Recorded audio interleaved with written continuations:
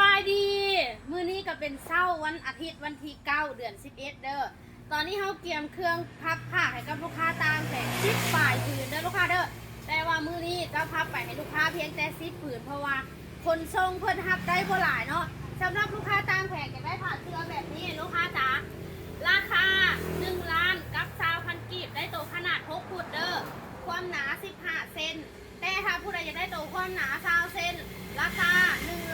1,160,000กีบได้โต6ฟุตความหนา20เซนเด้อลูกค้าเด้อ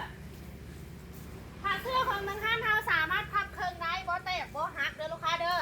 เพราะว่าเป็นผ้าเสื้ออย่างพาราป่นเนาะ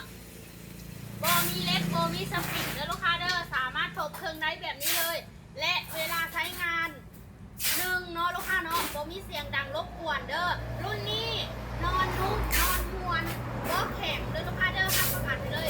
สินค้าของทางร้านเฮานุ่มเนาะลูกค้าเนาะ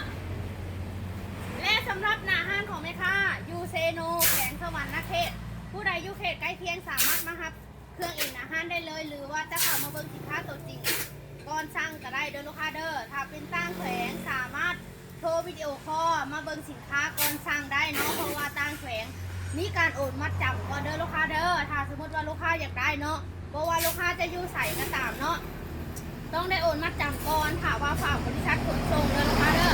และทางร้านเราสามารถฝากให้ลูกค้าได้ทั่วประเทศลาวเลยเด้อ